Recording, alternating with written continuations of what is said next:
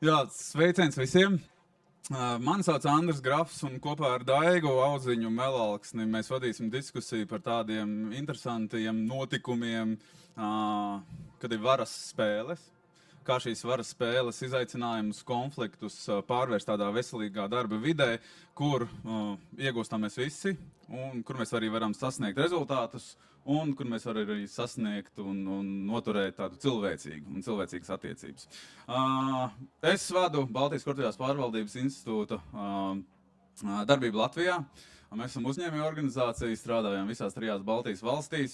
Un otrs moderators Daiga Auziņa Melalksne ir institūta padomas locekli, bet kas varbūt ir interesanti, pavisam nesen ir viena no dibinātājām sieviešu aizsardzības kustībai Skudras un arī Citadelas bankas padome. Tā kā mēs mēģināsim šo varas spēli dalīt uz pusēm šodien. Bet pirms es pieteikšu visus runātājus, ne tikai mums būs uzdevums dalīties savos novērojumos, pieredzes stāstos, iespējams ieteikumos, kas kādam var noderēt dažādās situācijās, bet loma būs arī jums visiem. Un tāpēc es uzreiz gribu uzlikt slaido jautājumu, kur jums ir iespēja darīt to, ko jūs ļoti labi zinat. Tātad nobildējam un veidojam tādu domu mākoni, ja ir šie 2 atslēgas vārdi, kas ir vara un konflikti, kas ir tie aspekti, ar ko jūs saskaraties ikdienā. Tad šis paliks pie šiem rezultātiem, mēs vēl atgriezīsimies, un arī citus jautājumus komentēs mums lieliskie sarunas biedri. Baiba Zūzene, Latvijas sabiedrisko mediju LSM valdes priekšsēdētāju ar lielu pieredzi mediju vidē. Paša Baiba, ka pievienojies. Jānis Lucavs, Balciņu šurens vadītājs. Un par Jānu domājot, tāds izaicinātājs apdrošināšanas tirgumu. Redzēsim, kā izaicinājumi strādā arī varas spēlē un komandās. Un Katrīna Ošleja, kur tie virsraksti arī ir ļoti daudzi un dažādi, bet organizācija psiholoģija, kas ir ļoti, ļoti interesants leņķis, un, protams, coachings un supervīzija. Tad šie lieliskie kolēģi arī komentēs šos jautājumus. Lūk, tad uzdevums arī jums ir skaidrs. Un attiecīgi virzīsimies uz priekšu un atgriezīsimies pie atslēgas vārdiem pēc kāda brīža. Bet domājiet par šo sarunu, kā to strukturēt. Un bija tā, ka vienā brīdī es lasīju arī tādu grāmatu par varas likumiem. Ir tādi 48 varas likumi, kas no vienas puses ir diezgan nežēlīgi. Es nezinu, cik daudz no jums viņu ir skatījuši to grāmatu. Daudz nav. Lieliski. Tad es varu teikt jebko, kas tur ir rakstīts. Bet mēs izvēlējāmies tādus 3 būtiskākos, interesantākos, kas ir arī gana pretrunīgi. Un pēc šiem varas likumiem mēs arī mēģināsim strukturēt šodienas diskusiju. Un pirmais no tiem ir, kad iestājas par pārmaiņām, taču ievies tās pakāpeniski. Daiga. Jā. Mēs zinām, ka ir tikai viena lieta, kas šajā pārmaiņu laikā nemainās, tas, ka būs pārmaiņas. Cilvēkiem nepatīk krasas pārmaiņas, pat ja pārmaiņas ir labas, tās rada pretestību.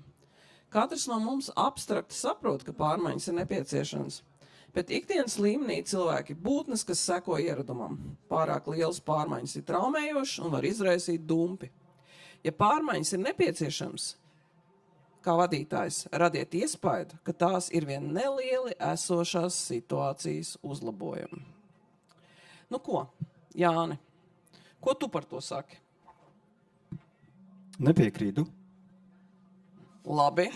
Jā, ja nopietni, tad skaisti, ka tas pakāpeniskums manā izpratnē ir tāds baiļu zināms atspoguļojums, kur vadības komanda uzņēmuma kontekstā nav pienācīgi izpildījusi savu mājas darbu ar skaidrojošo darbu, ar vajadzības pārdošanu komandai, jo ir skaidrs, ka pārmaiņu laikā visi dzīvojam jau ilgstoši, mainās tikai tā līmenis. Un tanī brīdī, kad komanda notic vadības komandas ziņai par pārmaiņu nepieciešamību un strauji, parasti vienmēr mobilizēs un kopīgi arī sasniedz to mērķi, jo tas pakāpeniskums gala rezultātā beigās ir daudz mocošāks laika ziņā un arī izmaksu ziņā. Labi. Man liekas, ka Baibai ir ko teikt par šo tēmu.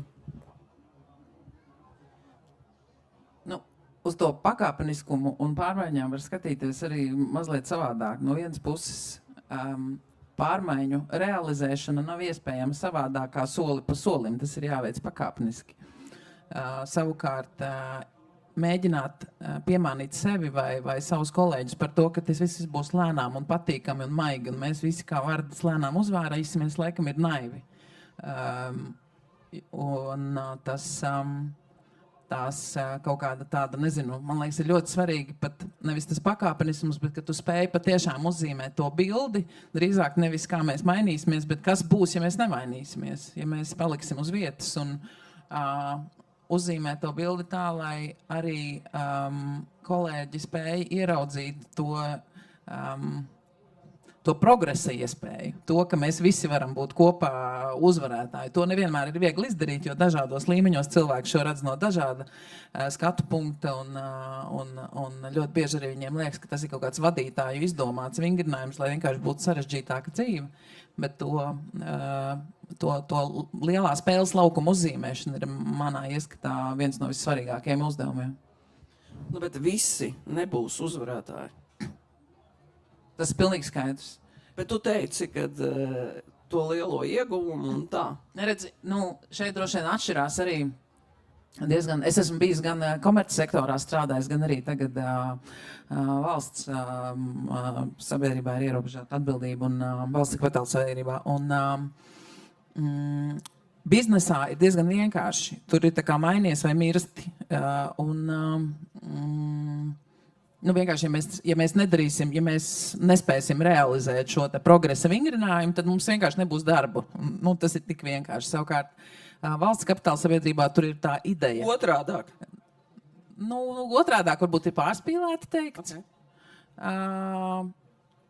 Vienlaikus, pieņemsim, ja mēs ņemam Latvijas sabiedrisko mēdīju, tad arī, ja mēs nebūsim spēcīgi, cilvēki vienkārši mūs nelietos un būs aizvien grūtāk parādīt, kāpēc mēs esam patiešām tik ļoti nozīmīgs, ar katru gadu nozīmīgāks spēlētājs mediju jomā kontekstā ar visu šo te politisko spiedienu un demokrātijas mazināšanos Eiropas daudzās valstīs pat. Tā kā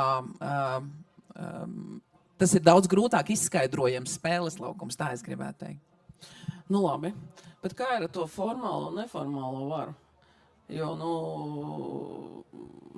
tev jau, realizējot tās pārmaiņas, jāpārliecina tie neformālie līderi par to, kad ir tas kopējais labums, un ja mēs nedarīsim to, tad mēs zaudēsim varbūt savu aktualitāti, vai tur, var sakot, pēc 10 gadiem nebūs nekā, vai kaut ko tam līdzīgi. Vai tas vispār...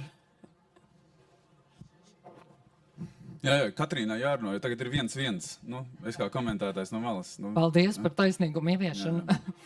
Un līdztiesības, jā. Jā, man kā organizācija psihologam taisnīgums noteikti liekas viens tāds būtisks aspekts, kas parasti izraisa ļoti lielu pretestību īstenībā pārmaiņās un rada daudzus konfliktus, ja cilvēki uztver kaut ko kā netaisnīgu. Es vienīgi gribu par to pakāpeniskumu. Man liekas, kas ir būtiski atcerēties, ka augstākā līmeņa vadība, viņi iedod vīziju, viņi tā kā to lielo bildi uzzīmē, bet kurš tad reāli ievies tās pārmaiņas? Vidējā līmeņa menedžments. Un tas nozīmē, ka varbūt tas pakāpeniskums kaut kādā ziņā izpauž tajā, ka mums ir pirms ieviest tās pārmaiņas, mums ir riktīgi jāapstrādā ar to vidējā līmeņa vadītāju, lai viņš notic, jo viņš jau aiznesīs tālāk to ziņu, un kur bieži vien viss iesprūst, ka vidējā līmeņa vadītājs netic tām pārmaiņām, un viņš nodod vēl pārējiem ziņu, ka šits nestrādās. Ja? Man liekas, tur ir ļoti liels izaicinājums, kā to vidējā līmeņa vadītāju, kā viņam izstāstīt. Un arī tur pamata līmenī sevišķi tur ir jautājums vienmēr par to, kā tieši tas ļoti praktiski ietekmēs manu ikdienu. Ja, viņi pat varbūt tā neinteresē tā augstākā līmeņa vadības vīzija, bet kā tas izstīsies? Kas man tagad jādara savādāk? Ja, tādi ļoti praktiski un vienkārši jautājumi. Un bieži vien, ja augstākā līmeņa vadītājs skaidro darbiniekiem, tad viņiem viss tā vīzija ir tāda tukšrunāšana. Ja? Viņi tā kā nespēja tajā savā līmenī iztulkot paši. Un pa vidu tāpēc ir vidējā līmeņa vadītājs, kurš tulko jā, un kurš var izskaidrot. Nu, man liekas, tas ir būtiski. Vai citiem vārdiem sakot, ietekmes pušu vadība, ja? Jā, arī. Jā, bet es te bišķiņ kaut kā tajā par to pakāpeniskumu es saklausīju kaut kādu tādu manipulācijas noti. Nu, ka tā kā mēs ar viņiem manipulējam, mēs viņus mānām, ka tas būs tikai tāds bišķiņ neliels pārmaiņas. Nu, un to cilvēki, viņi ar muguras smadzenēm momentāli sauž un sajūt. Un laikam, nu vismaz manā pieredzē, man liekas, tas ir tas, kur pazaudēja uzticēšanos vadībai. Bet Daigā pieminēja iesaistīto pušu vadību. Tu, Katrīna, pieminēja vidēja līmeņa vadītājus, kuriem ir jānotic, kas var aiznest šo ziņu arī saviem kolēģiem. Bet tagad, atgriežoties tajā vadītāju kurpēs, tagad sanāk tā, mēs varam tur uztaisīt sarakstu ar būtiskākajiem iesaistītām pusēm, stakeholderiem, ar kuriem būtu jārunā un kur viedokļi ir jāuzklausa. Viens ir darbinieku viedoklis, kuri nevienmēr grib pārmaiņas. Tad mums ir akcionāri, vai ne, kuri saka, ka mēs gribam tomēr efektivitāti, mēs gribam rezultātu, mēs gribam peļņu un vispārējais, kas jums tur sanāk, tas ir good to have. Tad mums ir, iespējams, tur regulators, mums ir politiskā vadība, ja mēs runājam arī par valsts kapitāla uzņēmumiem. Mums ir klienti, mums ir sadarbības partneri un katrs grib kaut ko. Un tās intereses, viņas jau nav vienādas. Un tad, atgriežamies par to, ka jārunā ne tikai vidēja līmeņa vadītājiem, bet īstenībā ir ļoti, ļoti liels spektrs. Un dažkārt šķiet, ka tas nav sarežģīti, bet tad tas jautājums ir, kāpēc. Tad zinot, kad ir jāizrunā ar visiem šiem galvenajiem spēlētājiem, bet kāpēc ar to iet, kā iet šajā pārmaiņu procesā? Kas nenostrādā? Es mazliet gribu pareflektēt uz to, ko jūs teicāt. Īpaši uz ideju par iesaistīto pušu vadību. Nav iespējams tās puses vadīt. Viņas var iesaistīt. Ieinteresētās puses var iesaistīt, jo tas tā kā nevajag dzīvot ilūzijās, ka viņas kaut kur baigi var aizvadīt. Tā ir viena lieta, man liekas. Savukārt, ja tu iesaisti šīs ieinteresētās puses, tu vari uzzināt ļoti daudz vērtīgas informācijas, kas viņiem patīk, kas viņiem nepatīk, kur visticamāk būs kaut kāda konflikta. Otrs, skaidrs, ka ir ļoti dažādas intereses. Un ja mēs gribētu saskaņot pilnīgi visas intereses un ņemt vērā visu cilvēku viedokļus, mēs nekad nespētu pieņemt nevienu lēmumu. Sekojoši ir jānoskaidro tas, ko katrs iespējams par ko domā. Vienlaikus ir šī visa informācija jāizvērtē, un tad ir jāpieņem labākais iespējamais lēmums, kompromisu lēmums, vai dažreiz arī ne tik ļoti kompromisu lēmums, bet tāds, ar kuru šķiet pareizi virzīties uz priekšu. Pretējā gadījumā, ja pilnīgi visu mēs sāktu apspriest ar visiem, tas būtu hauss. Neviens nebūtu laimīgs, arī šie iesaistītie kolēģi. Un runājot par vadītājiem, vidējā līmeņa vadītāji absolūti noteikti ir kritiski svarīgs līmenis, lai realizētu kādas pārmaiņas, bet arī šajā gadījumā nevienmēr ir iespējams dabūt tos visus vidējos vadītājus uz tā viena viļņa. Bet atkal, nevienas pārmaiņas nenotiek visos apgabalos vienlaikus. Ja tu viņus sāc vienā galā un turpin otrā galā, skaidrs, ka vienotai izpratnei vismaz būtu jābūt, bet praksē, grāmatās tas tā ir, bet praksē tas tā īsti nav. Jāni. Es klausoties sapratu, cik man ikdienā ir viegla dzīve Balcijā, jo es esmu absolūts piekritējis horizontālās struktūras formai. Līdz ar to mums tie vidēji 3., 4., kur direktors ziņo direktoram, direktors aiziet pie nākamā direktora un direktors beigās aiziet pie valdes, lai iepazīstinātu to stāvokli, kāda ir situācija uzņēmumā. Mums tāda problēma nav. Līdz ar to mums ir daudz vieglāk iesaistīt jebkuru uzņēmuma darbinieku, jo paši esam iekšā tieši funkciju vadībā kopā ar komandu. Līdz ar to mums tas vidusposms tulkojumā izpaliek. Un tad ir tikai jautājums, vai tu esi pietiekami talantīgs, sagatavojies pienācīgi mājasdarbu ar argumentiem, un vai tu spēj pārdot to vīziju, kurai tu pats kopā ar vadības komandu tici, un tad jau tālāk lietas jau rullē. Protams, ir kaut kādi ikdienas incidenti, pārpratumi, kur kā, bet tas process ir daudz vieglāks un vienkāršāks, un ar ātrāku rezultātu. Man tagad klausoties liekas, ka tas ir tāds tā kā, gandrīz vai kognitīvais uzdevums katram izskaidrot, katram tā kā pārdot.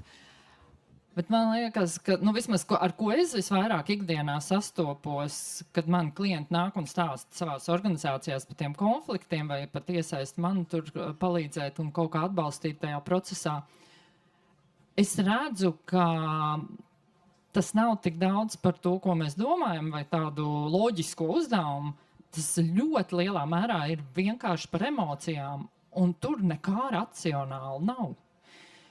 Un būtībā tu konfliktu vadībā var veiksmīgs būt tad, kad tu tiec galā ar savām emocijām, un ja tu spēj arī kaut kā saprast, kā varētu tikt galā ar citu emocijām.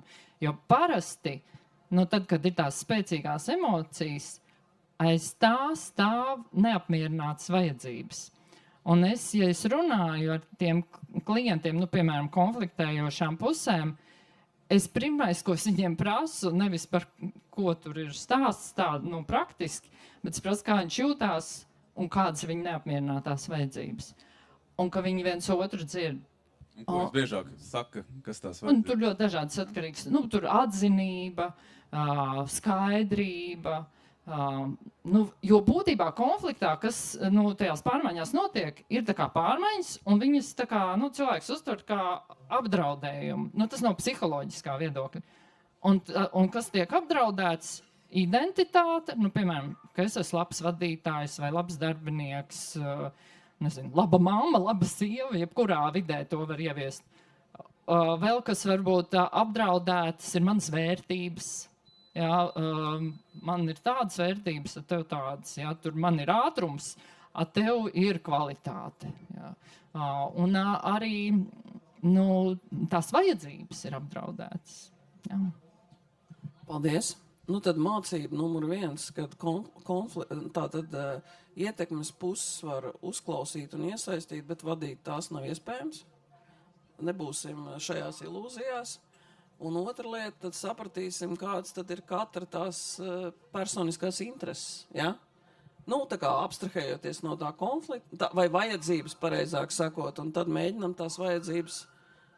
Ja tev ir 850 darbinieki, katra individuālās vajadzības saprast ir viegli. Vidējā posma vadītāja vajadzības. Ok. Labi. Ejam tālāk. Jā, skatīsimies, vai tās vajadzības un tās situācijas ir līdzīgas, ko mēs nosaucām, un kas ir doma mākonī. Es palūkšu uzlikt pirmā slaido jautājumu mākoni. Tātad, ar kādiem varas un vai konfliktu aspektiem saskaries ikdienā? Varas disbalans, paštaisnība, slāva, vainošana, varas izrādīšanās, viedokļu atšķirība, varas iedomas toksiskas situācijas, personīgā strīdi, necilvēcība, apjukums, emocionālais aspekts, varas apliecinājums interešu, tātad nerealistisku mērķu, neziņā, novecojuši viedokļi, nepatika.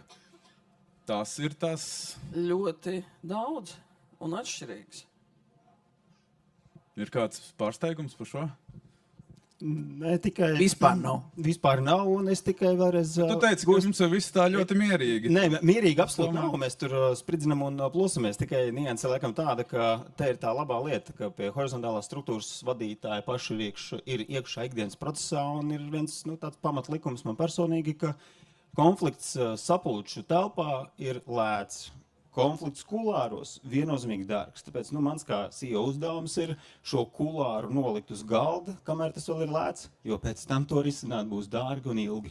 Tad es saprotu, tās kafijas automāts jums nav ofisā, jo tur parasti viss pulcējās un gremdējās, kā saka, apcerēs par to, kas nav labi. Varas izrādīšanās ir viennozīmīgi tas, ko uzreiz jau sapulču zālē varēs pamanīt.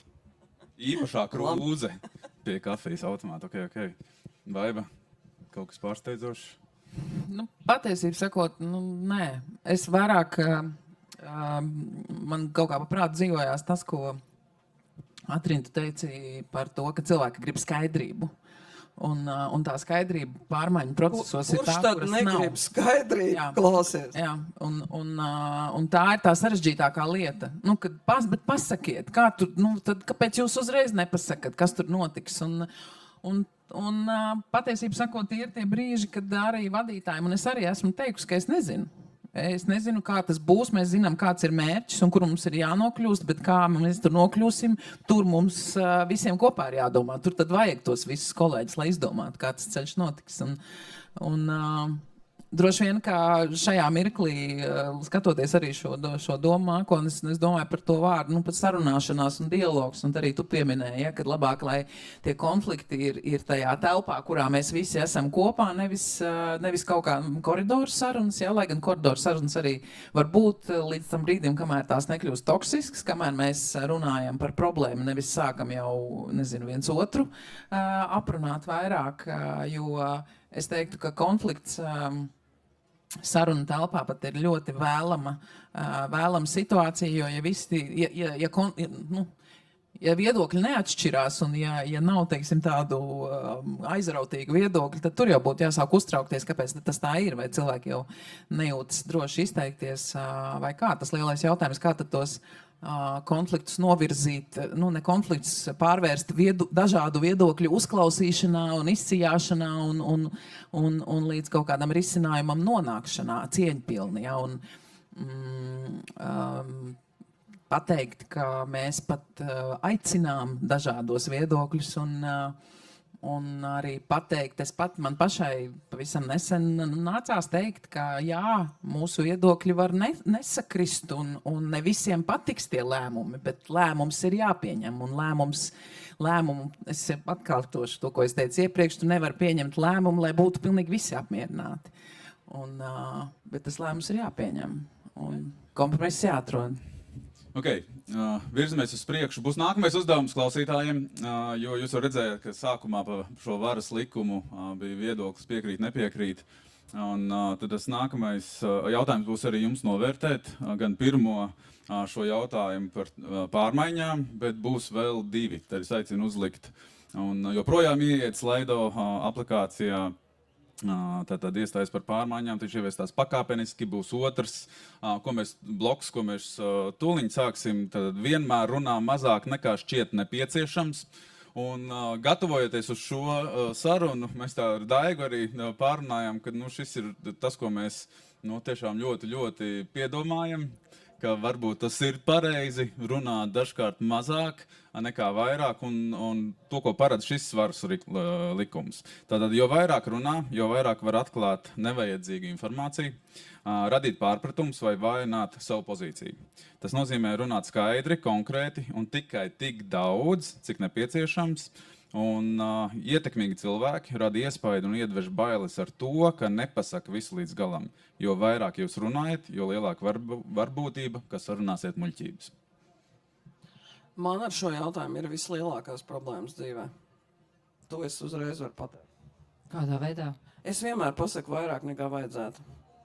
Es pat sev esmu teikusi tā, ka es nekad neesmu nožēlojis, es kaut ko neesmu pateikusi, bet es ļoti bieži esmu nožēlojis to, ko es esmu pateikusi. Nu kā? Piekrīt, nepiekrīt? Komentējot to, ko tu teici, tikko varbūt stāsts ir par emociju vadību šajā brīdī, ja, jo mēs droši vien tās lietas, ko mēs gribētu paņemt atpakaļ, pateiktās, nereti varbūt izsakam kādā emociju uzplūdā. Bet man liekas, ka šeit ir jānodala vairākas lietas atkal. Ir lietas, konfidenciālas lietas, piemēram, ko grib vai vienkārši tu viņas nesaki skaļi.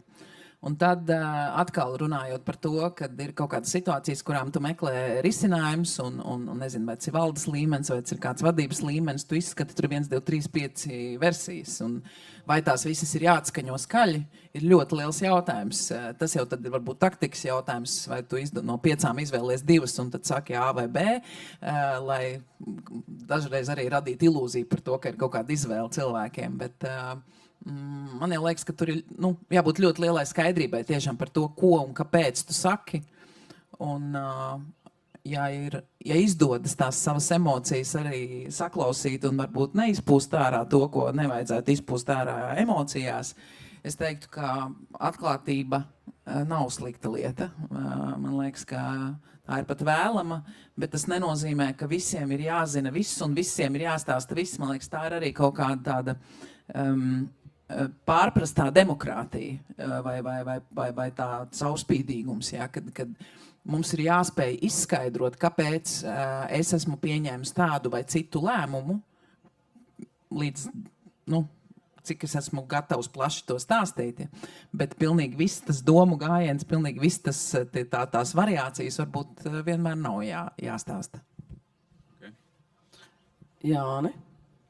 Jā, droši vien no tādas uzņēmējdarbības viedokļa raugoties, man vispār liekas tā, ka, ja mēs gribam pastīties uz runātāju čempioniem, tad ieslēdzam vakarā ziņas.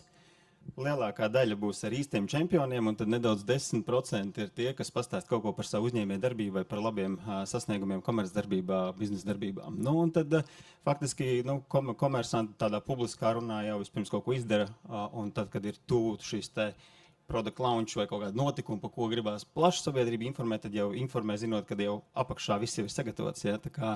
Tā kā dažreiz liekas, ka tie čempioni runāšanā brīžiem runā, bet vēl nekas nav sākts. Ja? Bet savukārt par to iekšējo komandas iepazīstināšanu, dalīšanos ar informāciju vispārējais, te gan tad gribētos jautāt, kam vēl, ja ne savai iekšējai komandai, tu vari izstāstīt faktiski tas, ko tu kā redzi, ko uzņēmums grib, kā vēlās, vai kādas pārmaiņas, vai jebkāda cita notikuma uzņēmumā. Līdz ar to tā dalīšanās ar uzņēmumu iekšienē esošajiem komandas biedriem manā skatījumā ir ārkārtīgi svarīga. Ir pilnīgi skaidrs, ka darbiniekiem selektīvi dodot kaut kādu informāciju veidojas vakums, vai nepasakot līdz galam. Protams, kad vieta tukša nepaliek un vakumu aizpilda baumas, baumas jebkurā gadījumā ir sliktāks par jebkuru patiesību, tas ir skaidrs. Un arī ir tāda, man kā vadītājiem, ļoti sautīga interese, ja, jo es varu mazāk strādāt, tāpēc, kad jo informētāka komanda, jo labāk redz kopskatu, un jo labāk redz kopskatu, paši var pieņemt veiksmīgākos lēmumus, pat man neiesaistot. Bet, zin kā, bet ir tomēr kaut kādas, kad tu esi vadītājs, es atceros, kad es pirms daudziem gadiem kļuvu par valdes priekšsēdētāju, man pirmajā nedēļā pārņēma ārkārtīgi vientulība. Es sapratu, ka es esmu viena pati, man ir lietas, kur man nav ar ko dalīties vienkārši. Tu saproti, ka tā ir ārkārtīgi vientuļa pozīcija, ja? Un tev vajag ar kādu parunāt, ja? Un ko darīt ar to vadītāju vientulību? Tad viņi nāk pie manis. Talka. Tāda. Godīgi sakot, viņi jau meklē tādus, ne jau mani viņi meklē tādus, kuriem ir līdzīgas problēmas, līdzīgi izaicinājumi, bet ar kuriem var droši un atklāti runāt konfidenciālos apstākļos. Un tāpēc ir gan tādas visādas uzņēmēju un vadītāju grupas, tās pašas supervīzijas grupas vadītājiem. Tur jau arī tas viss parādās. Un atgriežoties pie tā iepriekšējā jautājuma, par ko runāt un par ko nerunāt, es vienkārši, vai tiešām tur tā jāslēp? Man, protams, pirmā reakcija ir, nav jāslēp psiholoģiskā drošība, ja, viss caurspīdīgs, atklāts un tam līdzīgi. Bet no otras puses, ko es redzu, ka reizēm vadītājs pats netiek galā ar lēmumu, kurš būtu jāpieņem viņam, un viņš tad piesārņo darbinieku galvu ar kaut kādu jēlu materiālu, kurš nav apstrādāts. Tur, piemēram, bet es domāju, Ilzi atlaist vai neatlaist? Nav tas jāzina viņa padotajam par to Ilzi nekas, viņa pārdomas atlaist vai neatlaist. Tad labāk tiešām nāc uz to supervīzijas grupu, ja, vai kaut kur, kur konfidenciālos apstākļos var par to runāt, par to tēmu. Kaut kādas šitādas situācijas. Un tad es domāju, nevelti šie pakalpojumi ir tik populāri, jo kaut kur jau par to ir jārunā. Daļa vadītājs, starp citu, iet pie psihoterapeitiem, par ko es vienmēr ļoti priecājos, un viņš aizies gan pie psihoterapeita, gan pie supervīzora, gan vēl uz grupu aiziet. Pa kuru laiku viņš strādās? Jāni. Tev privātajā biznesā tur viss jāražo naudu. Absolūti, jāražo un pēc iespējas vairāk. Tas ir viennozīmīgi, bet man liekas, tā vientuļība vadītājiem pēc būtības ir paši uzbūvēta. Tā pa lielam. Ja tu kā vadītājs vēlies distancēties, būvēt noslēpumus, tad tu esi vientuļš. Tāpat laikā man ir paveicies, man ir burvīga vadības komanda. Mēs sēžam vienā telpā, mēs strīdamies, konfliktējam, cienam, mīlam, un gala rezultātā veidos tā komandas tā izlādēšanās, lai izietu ārpus biroja, tu to nenestu mājās, un savukārt, lai tev nebūtu vajadzība tagad kādam izskatīt vēseli par to, kā tu savas 10 darba stundas esi mocījies. Nē, nu jāiet strādāt uz Balciju. Tas, ko Jānis teica, tā vide, lai tu vari izrunāt šīs lietas, mēs viņam jābūt uzticēšanās. Pareizi. Nu, vai tie elementi, ko tu raksturoji, tā ir vide, kur jūs uzticaties, tāpēc jūs varat izrunāt, tāpēc to nav jāieplāno kalendārā psihoterapeits, nu citiem ir. Tad vai no tā var kaut kādus secinājumus izdarīt? Bet, es te vēl gribu vēl vienu niansīti ievest. Tad, kad, ko es redzu, vadītāji ir tādā supervāveres ritenī, viņi visu laiku bizo, viņiem pilns kalendārs, viņiem nav laika vispār apstāties un padomāt, kas es esmu, ko es daru, kas te notiek vispār. Un tas ir tāds brīdis, ka viņš tā kā pilnīgi nobremzē un lēnā, mierīgā garā, tā apzinās vispār, kas te notiek. Un kā vēl tie citi grupas dalībnieki iedod viņam to perspektīvu, viņš tā kā ierauga arī jaunas nianses, kas notiek, ko tu viens pats, turklāt vēl vāveres ritnī, nevar dabūt. Ir vajadzīga tā apzināšanās, labs vadītājs bez tā nevarēs. Domājot par to vientulību, man ir sekojošas pārdomas. Viens ir tas, ka tev varbūt kāda vislabākā vadības komanda tu gribi, bet lēmums ir jāpieņem vadītājiem. Un šeit nav pat stāsts par vientulību, bet par to, ka tā ir tava atbildība. Jāpieņem lēmums. Un viss. Punkts. Liekas, ka tas ir vadītājiem. Vienkārši jāsaprot kaut kādā. Par to viņš saņem algu. Jā, par lēmumu pieņemšanu. Tā ir viena puse vientulībai. Otra puse ir jautājums par to, kāds vadītāji ir ļoti dažādi. Un mēs esam pilnīgi katrs šeit dažāds. Tas jautājums ir par personīgo resursu, kā es spēju ar sevi un saviem lēmumiem un saviem arī lēmumiem par to, ka es esmu konkrētā uzņēmuma vadītājs izvēlējies būt. Kā es ar to spēju sadzīvot pats un kā es spēju ar sevi ja es spēju ar sevi šo visu noreflektēt, vai man ir vajadzīga, teiksim, šī te grupā, aplis, kurā, vai man ir kolēģi, pieņemsim, manā gadījumā absolūti brīnišķīgs resurss Eiropas raidorganizāciju apvienība, kurā man ir konkrēti kolēģi citās valstīs, ar kuriem es varu novalidēties, kaut vai, lai saprastu, vai man vienai šitais tikai tā liekas, ka ir, vai tas ir, un ka tu saproti, ka tu neesi viens tāds tikai ar to, tad tas jau izpūst gaisu, ja? Bet, pieņemsim, man ļoti liels resurss ir arī ar sevi šo pašrefleksiju veikt. Un es arī ļoti iedrošinu arī visus savus kolēģus vadītājus. Tiešām, es personīgi eju izstaigāju pāris stundu garumā, izrunāju visas iekšējās sarunas par to, kā varbūt vajadzēja vai nevajadzēja vai ko. Ja citiem vārdiem sakot, tas, ko es gribu teikt, ka ir jāspēj atjaunoties. Tu nevari būt visu laiku tajā vāveres ritenī. Tev ir jāatrod laiks vienkārši būt un attiet no tā visas tās milzīgās informācijas apjoma, no visiem lēmumiem un tā arī būt vienkārši cilvēkam. Ja? Un tas ir, man liekas, pats svarīgākais vadītājiem būt, lai ir resurss, lai ir enerģija, lai spēks vispār iet un gribēt un darīt. Okay. Katrīna, kāds padoms? Ko auditorija var paņemt no šī? Nav jau jāiet visiem pie terapeitiem un supervizoriem. Ir cilvēki, kas vienkārši raksta dienas grāmatu. Kaut kādos citos veidos reflektē. Bet tas, ka tas apstāšanās moments ir ļoti svarīgs. Es atceros, ka man viena klienta teica, ka viņa, kad atnāk mājās, viņa nerunā ne ar vienu ģimenes locekli, viņa iet skriet. Un ka viņa ir izskrējusi tā, ka viņai kājas ļimst, tikai tad viņa var sākt sarunāties normāli saviem mājniekiem. Respektīvi, visi jau guļ, ka viņi ir atskrējusi. Nē, tur ir vēl kāds, ar ko runāt. Jautājums, kad kājas saļimst, cik ātri. Okay. Te ir vēl viens aspekts par konfliktiem. Nu, labi, vadītājiem ir atbildība pieņemt lēmumus. Nu, tur ir visādi viedokļi dažādība ir fantastiska, un beigās to lēmumu pieņem, un tad ir kādi, kuri nav apmierināti, un potenciāli tas izraisa kaut kādas konflikta situācijas.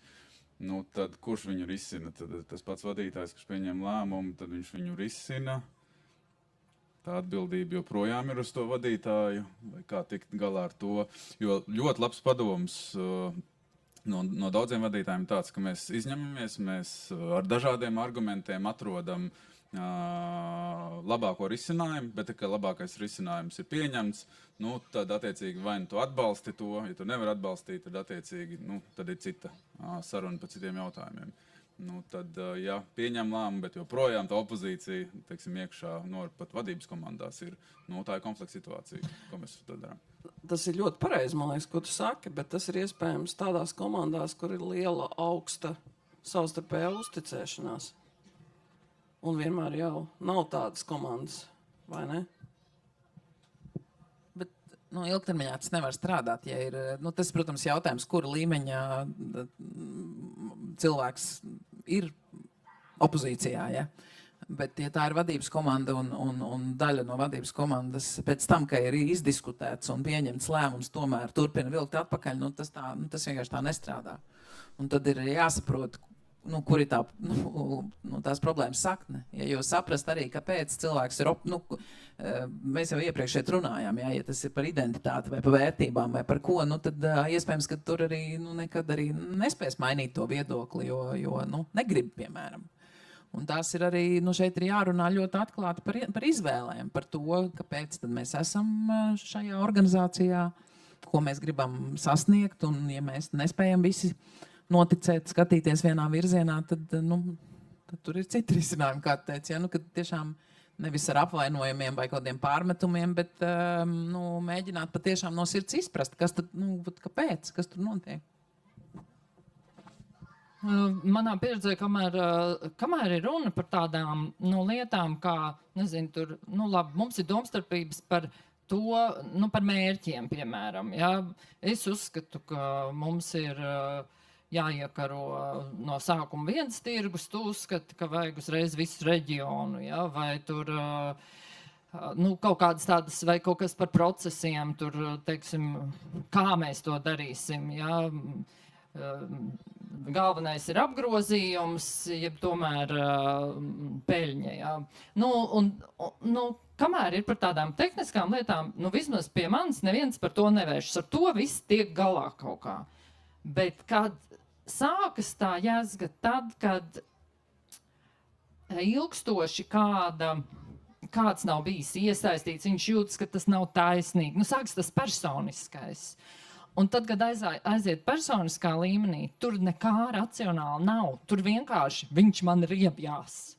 Ja, viņš man krīt uz nerviem. Un tur var atrast visādi racionalizāciju un argumentus, bet patiesībā viņš ir tāds iracionāls tas konflikts. Un tad es ar to sastopos. Un es domāju, ka tādā ziņā tiešām atbildība par to konfliktu risināšanu ir pašam vadītājam, vienkārši likt galdā un runāt tā, kā Jānis stāsta. Tas ir tādā ļoti veselīgā, labā komandā. Bet tad, ja kad ir aizgājis jau tā, ka pats vadītājs visu ir izmēģinājis, visādi runājis, jau tas konflikts ilgst jau mēnesi vai divus, tad, ko bieži dara, mediātorus aicina no malas, kādus cilvēkus, kas ļauj arī sevišķi, ja pats vadītājs, augstākais vadītājs, CEO, piemēram, ir iesaistīts tajā konfliktā, kurš ļauj tā kā, vēs prātu pišķiņ, ļaus to visu pastīties no citas perspektīvas un tā kā sadzirdēt vienam otru. Bet bieži vien arī neuzreiz atrisināt. Vienkārši sakt, tiešām saklausīt, kas tam otram tur sāp. Es droši vien teiktu tā, ka atkal man ir paveicies, jo mēs to kolektīvu veidojam pēc noteiktiem principiem, vērtībām, un tas onboarding process diezgan labi ir atstrādāts, lai tomēr tas DNS uzņēmumā būtu tāds vienots. Līdz ar to tādi konflikti, ka kāds no rīta mājās dabūja kafiju ar saskābušu pienu un tāpēc atnāk izlādēt savu emociju, nav tā kā ikdienā novērots. Bet, tad, protams, ir tie pārliecības un taisnības cīnītāji, kā atsevišķi skolotāji skolā, kas tic, ka viņa priekšmets ir vissvarīgākais. Tas ir darba jautājums. argumenti, diskutējam, un tik tiešām iespējams ir kaut kas, kas nav pamanīts. Līdz ar to tas ir tāds darba process, kas ir konstruktīvi ir jāizrunā. Bet ja ir atkal par daudz emocijas slodze, projekti pārslodze, labs padoms, jebkāda veida adrenalīna raisošs kolektīvs pasākums vislabākais. Nav vērts iet spēlēt kopā bowlingu un iedzert tālu bezjēdzīgi, bet pamēģināt kolektīvā kā komandai tikt pāri psiholoģiskai robežai, cik tālu tu esi gatavs un tomēr tu to pārkāp. Ticiet man, pēc tam parasti jau ir aizmirsuši, ja tur arī bija kāds kašķis par kafiju ar saskābušu pienu. Tā kā ja vajag vienkārši kopīgi piedzīvot kaut ko jaunu, un tad jau attiet atpakaļ sliedēs. Okay. Ejam tālāk. Ejam tālāk. Pēdējais bloks. Jā. Jā. Nekad neaizēno savu vadītāju. Starp citanī grāmatā tas ir likums numur 1. Vienmēr rūpējies par to, lai tie, kas varas hierarhijā ir augstāk par jums, justos pietiekami komfortabli. Taču demonstrējot savus talantus, lai viņiem izdabātu vai atstātu uz viņiem iespaidu, neaiziet par tālu. Citādi jūs riskējat panākt pretējo, iedvest viņiem bailes un nedrošību. Lieciet saviem priekšniekiem sajusties daudz lieliskākiem, nekā viņi patiesībā ir, un jūs sasniegsiet varas virsotnes. Latviešu dzīves ziņā ir tāds teiciens: salda mēle visos laikos ir bijis kapitāls. Nu ko? Nu, kā daram? Nu, piekrītat, nepiekrītat? Jums ir iespēja joprojām balsot, ja? Slaido. Nedaudz patiesības mirkli drīkst. Jā. Es īsi pirms šīs tikšanās saņēmu dažas dienas iepriekš šo grāmatu. Tiku līdz trešdaļai, un principā izcila grāmata par to, kā izdzīvot galmā, bet, nu, ja esat uzņēmumā un šīs visas tās var uzskaitītie likumi un vērtības strādā, tad jautājums, vai tas ir uzņēmums. Bet attiecībā arī par šo te nosaukumu oriģināli viņš skanēja citādāk, vai ne? Nevar outshine your master. Saimnieku, nu tur dažādi. Jā, tā kā tā.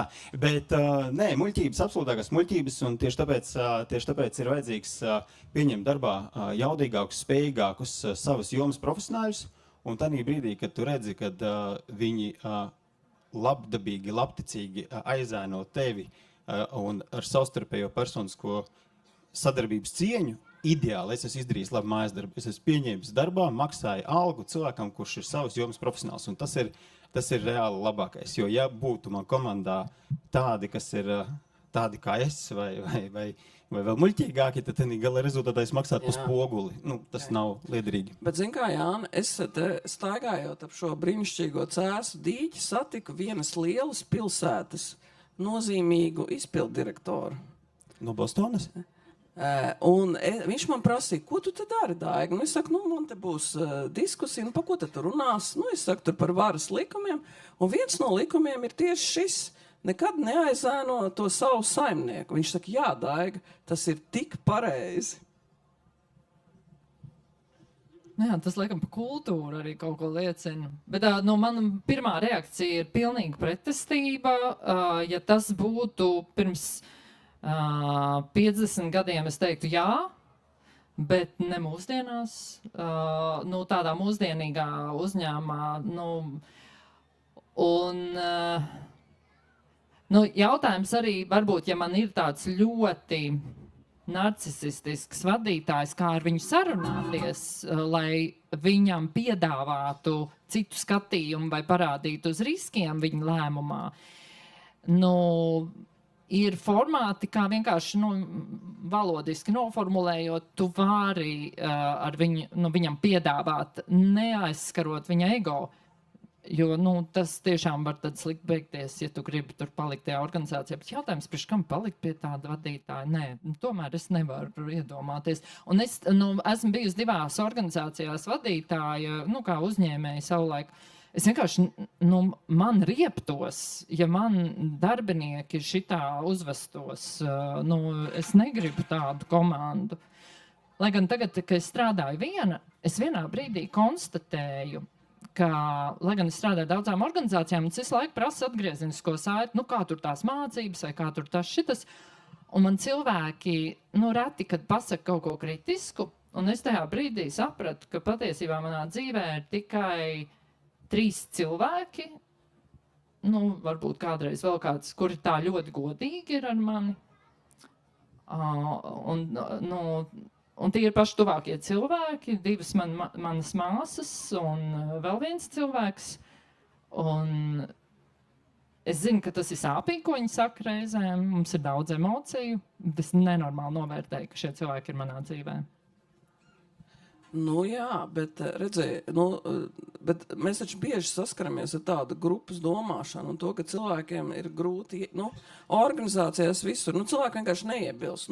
Viņiem ir atšķirīgs viedoklis, bet, zin kā, tad tur būs kaut kāda asuma, un ko tad viņi jau priekšnieki, tur jau viņi jau labāk zina, un tad tu ej pie tā kafijas automāta un tur ņemies, pastāv taču tā grupas domāšana tāda.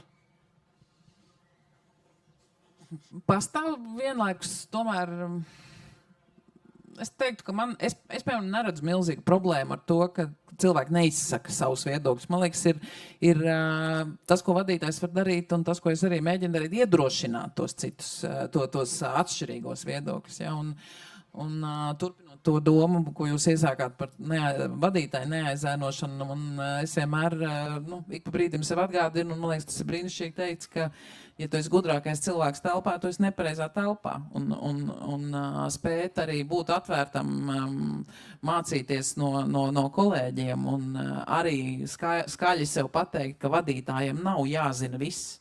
Tas arī ļoti lielu atvieglojumu iedot pašam vadītājiem par to, ka tu zini, ka tev apkārt citi gudri cilvēki kas var papildināt, ka mēs papildinam viens otru.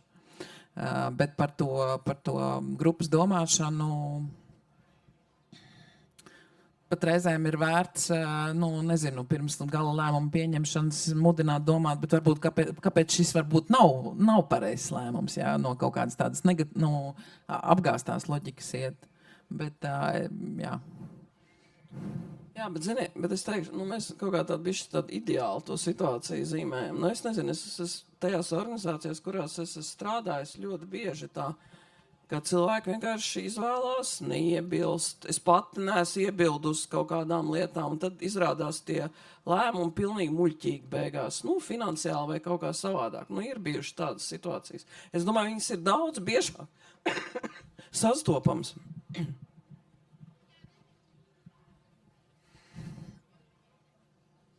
Ja mēs tādā, bet atkal kādas, šeit mēs nonākam pie tā, ka vadītājs un lēmumi, pareizie un nepareizie lēmumi, nav jau tādu pareizo vai nepareizo, es pieņem lēmumu vai nepieņem lēmumu, un ja viņš noved pie kaut kādām sekām, ka mēs redzam, ka vajadzēja darīt savādāk, tad tas ir brīdis, kad izdarīt secinājumus un varbūt mazliet, nav jau tik daudz to lēmumu, kur ir tādi, ka tu nocērt ar nazi un vispār, teiksim, labi, operācijas zālēs tur varbūt sarežģītāk. Ar skalpeli. Jā, bet principā, tad tu esi pieņēmis to lēmumu, tad tu redzi, ok, tas nebija pareizi, mums iztrūka informācija, un man liekas, ka arī tādās situācijās, kur tu saproti, ka vajadzēja darīt savādāk, tas svarīgākais ir atkal izdarīt tos, nākamreiz, vēlreiz neizdarīt to pašu pēc tam, ja. Bet atgriežoties pie dažādiem viedokļiem, ir droši vien atkal mēs atgriežamies pie tā, cik par uzticēšanos, cik cilvēki ir gatavi vispār vadītājiem pateikt, es nepiekrītu. Tur jau vajag arī, protams, drosmi. Un, ir ļoti bieži, ko es redzu, tomēr tās organizācijas ļoti atšķirās pēc kultūras. Nezinu, vai tas ir labi vai slikti, es pastījos to ierakstu, kur tu sarunājies ar saviem darbiniekiem un ar ļoti lielu interesi. Un viens, ko es sapratu, ka šajā organizācijā ir tā psiholoģiskā drošība, jo visi bliež patiešo. Un tas nav viegli izturēt vadītājiem arī, jo tas ir ļoti emocionāli smagi. Vienam pašam stāvēt skatuves, ka tev vienkārši gāž pār to visu. Ja. Bet tā ir vide, organizācija, kur ir tā psiholoģiskā drošība. Es arī Jāņa stāstā sadzirdu to psiholoģisko drošību, bet es esmu gana daudz redzējis arī tādas organizācijas, kur cilvēki vienkārši māja galvu visam piekrīt. Un bieži vien tas konformisms ir par to, ka es negribu zaudēt attiecības vai piederību. Es negribu, ka mani interpretē kā to nērto, kašķīgo, nelojālo. Es gribu būt pieņemts, akceptēts, un tā ir viena no mūsu pamatvajadzībām - piederība. Ja, un arī bailes no sakām, ja, kad Es jau varu pateikt, bet tur ir daudz risku. Pajautāsim autoriem, cik no jums ir iebilduši savam priekšniekam šonedēļ? Malači. Bet vairākums nav. Kā iebilda priekšnieka nav. Jā. Jā. Nu, labi, bet ja tā nopietni, man liekas, ka faktiski jau te ir tas pats vecais labais teiciens zivs pūst no galvas, un tad brīdī, ja pats šefs ir uz to baigi tendēts, lai tagad ir visi iet pēc viņa stabulas, un tad zaudē uzņēmums, un viņš pats, un vispār visi kopā. Līdz ar to tā kā un galvenais arī pat labu gribot, vadītājiem nevajag netīšām veicināt šo grupas domāšanas tradīcijas izplešanos, un vecais labais likums to, ka parasti jau tomēr pēc CEO viedokļu paušanas sapulžu zālē puses smadzeņi atmirst, jo vairs neviens neklausās un vienkārši izpilda, tad neesi tas, kurš pirmais runā. Sagaidi darba procesu vispārēju, novērtē. Protams, atbildības uzņemšanās nevien ir noteiktas statūtos pienākums valdes pilnvarojuma līgumos un visos pārējos, bet tas absolūti neietekmē to, ka pamatfunkcijās un jomās tomēr ir cilvēki, kur ir savu funkciju vadītāji, un viņi arī attiecīgi šo te visu arī gala rezultatā izvada.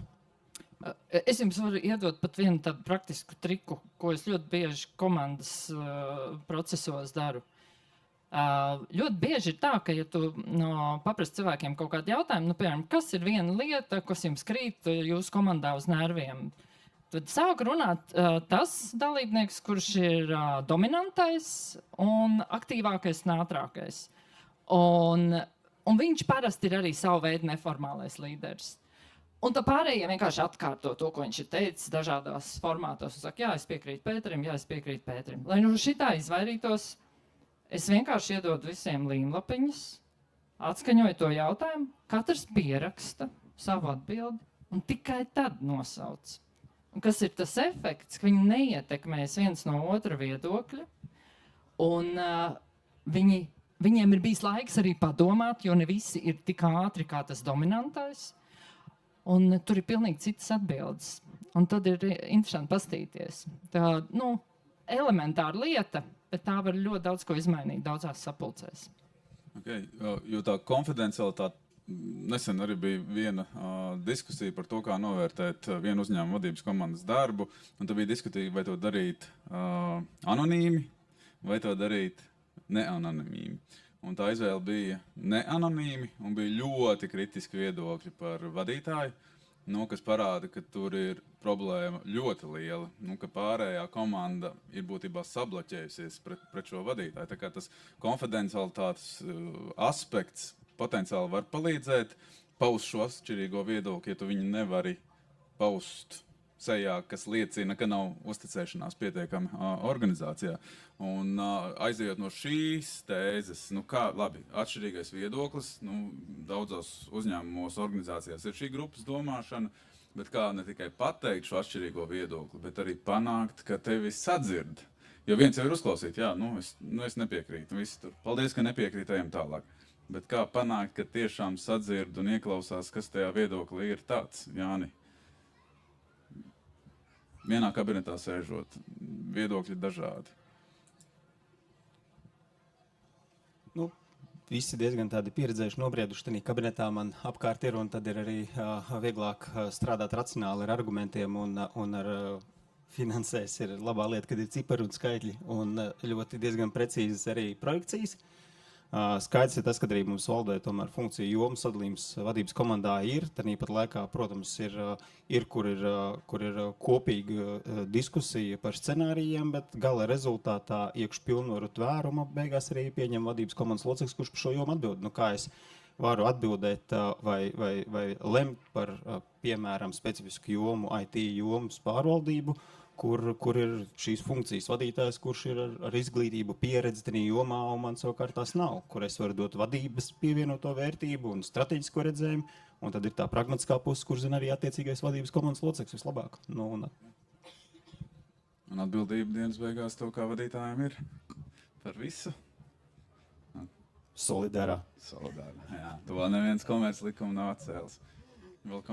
Es tikai piebildīšu, ka tās situācijas, kad ir viens saka jā, otrs saka nē. Tās jau nav nemaz tik biežas situācijas. Tur drīzāk ir stāsts par kaut kādām niansēm. Un tas, ko tu tikko pieminēji, ir iespējams, ka, un man ir bijuši arī tādas situācijas, ka cilvēki nepiekrīt, tāpēc, ka viņi nesaprot. Un tā ir arī patiesībā liela māksla. Mēs runājam, nezinu, kā tu saki, pieņemsim IT vadītājs, lai viņš spētu cilvēku valodā mums izstāstīt, ko tas īsti nozīmē. Ja?